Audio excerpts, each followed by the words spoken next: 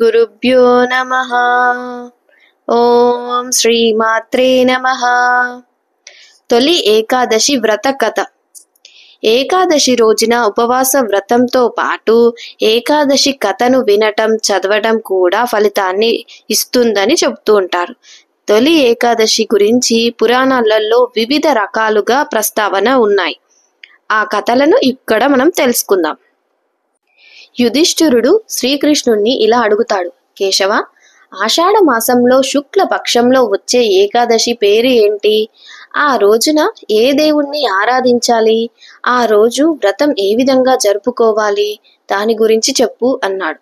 దానికి శ్రీకృష్ణుడు ఇలా సమాధానం ఇచ్చాడు. ఓ రాజా, ఒకసారి నారద మునీంద్రుడు తన తండ్రి అయిన బ్రహ్మను ఇదే ప్రశ్న అడిగినప్పుడు ఆయన ఈ విధంగా సమాధానం ఇచ్చాడు. ఓ నారద, ఈ లోకంలో శ్రీహరికి నీకంటే గొప్ప భక్తుడెవరూ లేరు. అలాగే శ్రీహరిని ఆరాధించడానికి ఏకాదశికి మించిన రోజు లేదు. ఏకాదశి వ్రతాన్ని భక్తితో ఆచరించిన వారి అన్ని పాపములు తొలగిపోతాయని ఆషాఢ శుద్ధ ఏకాదశి పద్మ ఏకాదశిగా కూడా ప్రసిద్ధి చెందింది. దీనికి సంబంధించిన గాథ ఒకటి ఉంది.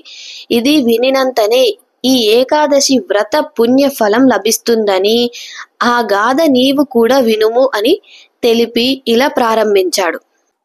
పూర్వం సూర్యవంశంలో మందాత అనే చక్రవర్తి ఉండేవాడు. అతను ఎప్పుడూ నీతివర్తనుడై వెలిగేవాడు. ఆ రాజు తన కుటుంబాన్ని, ప్రజలను జాగ్రత్తగా చూసుకునేవాడు. నిరంతరం యజ్ఞ యాగాదులను నిర్వహిస్తూ ధర్మము తప్పని వాడై వెలిగేవాడు. అతని రాజ్యము మరియు ప్రజలు ఎప్పుడూ సుభిక్షంగా, సుసంపన్నగా మరియు ఆరోగ్యంగా ఉండేవారు. కొంతకాలం గడిచిన పిమ్మట అతని రాజ్యంలో వరుసగా 3 సంవత్సరాల పాటు కరువు ఏర్పడింది. చక్రవర్తికి ఎక్కడ ధర్మం తప్పామో, పాపం జరిగిందో అర్థం కాలేదు. పశువులకు గ్రాసం, మనుషులకు ఆహార ధాన్యాలు కూడా కరువయ్యాయి. అటువంటి పరిస్థితులలో సాంప్రదాయాలు పాటించడం, యజ్ఞ యాగాదులు నిర్వహించడం కూడా కష్టంగా మారింది. దానితో ఆ రాజ్యంలోని వారందరూ ఆ రాజు వద్దకు వచ్చి ఇలా అభ్యర్థించారు, మీరు ఎప్పుడు మా సంక్షేమానికై పాటుపడ్డారు కాబట్టి ఈ కష్ట సమయంలో కూడా మేము మీ సహాయాన్ని అర్థిస్తున్నాము. ఈ ప్రపంచంలో ప్రతి ఒక్కరికి, ప్రతి పనికి నీటి అవసరం ఉంటుంది. మీరు ఎలాగైనా మేఘాలు వర్షించేలా చేసి మమ్మల్ని ఈ కష్టం నుండి గట్టెక్కించాలని, మేము ఎప్పటిలానే శాంతి సౌభాగ్యాలతో జీవించేలా వరమివ్వండి అని అడిగారు. దానికి చక్రవర్తి నిజాయితీగా, నేను మీ బాధలను అర్థం చేసుకున్నాను. నేను గతంలో గాని వర్తమానంలో గాని నాకు తెలిసి ఎటువంటి పాపం చెయ్యలేదని ఘంటాపథంగా చెప్పగలనని అన్నాడు. అయినప్పటికీ నేను మీ మేలు కోసం ఈ పరిస్థితిని అధిగమించటానికి ప్రయత్నిస్తాను అని తెలిపాడు. ఆ తర్వాత చక్రవర్తి తన సైన్యాన్ని సమావేశపరిచి ఈ సమస్యను చేయగల తపస్సు పనులు ఎవరైనా లభిస్తారేమో అని వెతుకుదామని సూచించాడు. తాను కూడా అక్కడ ఇక్కడ వెతుకుతూ బయలుదేరాడు. ఆశ్రమాలలో ఉన్న ఋషులను, మునులను అడిగి కేవలం 2వ బ్రహ్మ వంటి అంగీర ముని మాత్రమే తమ సమస్యను పరిష్కరింపగలడని తెలుసుకున్నాడు. మాందాత అంగీర ముని ఆశ్రమానికి చేరుకొని పద్మముల వంటి ఆయన పాదముల వద్ద కూర్చొని ఆయనను ప్రార్థించాడు. అప్పుడు అంగీర ముని ఆయన ప్రార్థనను సంతసించి ఆ కీరకారణ్యంలోకి కష్టతరమైన ప్రయాణం చేస్తూ ఎందుకు రావాల్సి వచ్చిందో తెలుపమని అడిగాడు. దానికి రాజు, ఓ మునీంద్ర, నేను వేదాలలో తెలిపిన ప్రకారమే నా రాజ్యాన్ని పరిపాలిస్తున్నాను. కానీ ప్రస్తుతం వచ్చిన కరువుకు కారణం నాకు తెలియదు. ఈ సమస్య పరిష్కరించడానికి నేను మీ సహాయం కోరి వచ్చాను. దయచేసి నా ప్రజలు ఈ బాధల నుండి ఉపశమనం పొందటానికి సహాయం చెయ్యండి అని అభ్యర్థించాడు. అప్పుడు అంగీర ముని రాజుతో ఇలా అన్నాడు, ఓ మహారాజా, ఇప్పుడు సత్యయుగం అంటే ధర్మము 4 పాదాలతో నడిచే కాలం. ఇప్పుడు అందరూ తమ తమ బాధ్యతలను సక్రమంగా నెరవేర్చాలి. మీ రాజ్యంలో కూడా అలాగే నెరవేరుస్తూ వస్తున్నారు. కానీ మీ రాజ్యంలో ఒక శూద్రుడు ధర్మ విరుద్ధంగా ప్రవర్తిస్తున్నాడు, ఆచారాలను పాటించడం లేదు. మీరు అతనికి మరణ దండన విధిస్తే ఈ పాపం తొలగి మళ్ళీ మీ రాజ్యం సుభిక్షం అవుతుంది అని తెలిపాడు. దానికి రాజు, నేనెవ్వరికీ హాని తలపెట్టను, అతన్ని అంత కఠినంగా ఎలా శిక్షించగలుగుతాను?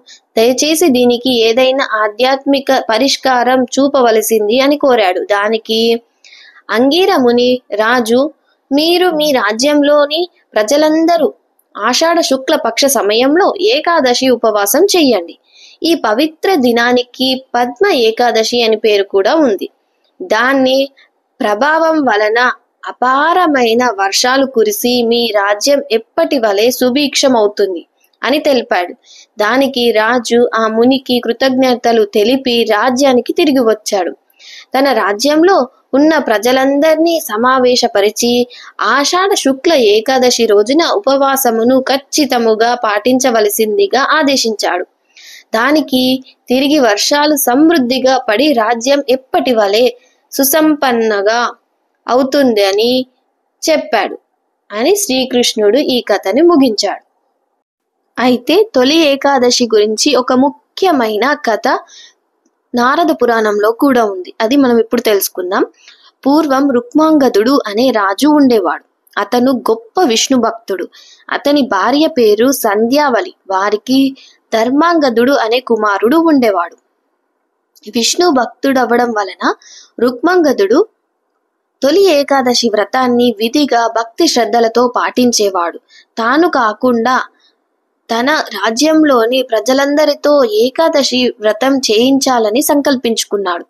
ఈ వ్రతం వలన యమలోకానికి వచ్చే పాపాల సంఖ్య తగ్గుతుందనుకున్నాడు.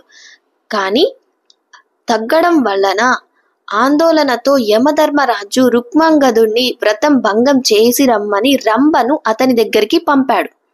రుక్మాంగదుడు ఆమె అందానికి ఆకర్షితుడై ఆమెను తనతో ఉండమని కోరుతాడు. ఆమె దానికి తన కోరికలను రాజు మన్నించినంత కాలం మాత్రమే అతనితో ఉంటానని నిబంధన తెలుపగా రాజు ఆమె కోరికలు ఎప్పటికీ మన్నిస్తానని వాగ్దానం చేస్తాడు.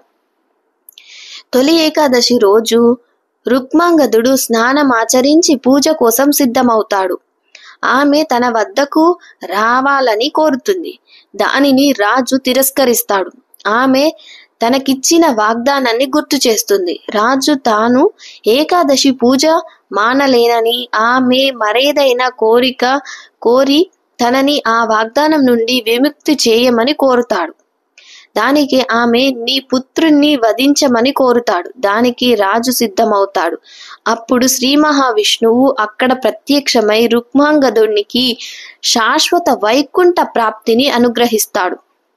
ఆ తర్వాత ధర్మాంగదుడు ఆ దేశానికి రాజుగా పట్టాభిషేక్తుడై తండ్రిలాగే గొప్ప పేరు తెచ్చుకుంటాడు. ఈ తొలి ఏకాదశి రోజున మీకు సాధ్యమైనంత ఉపవాసాలు, నియమాలు పాటించి ఆ శ్రీ మహావిష్ణువు కరుణ కటాక్షాలతో మీ ఇల్లు, మీ కుటుంబం సమృద్ధి అవ్వాలని మనస్ఫూర్తిగా కోరుకుంటున్నాను. ధన్యవాదాలు.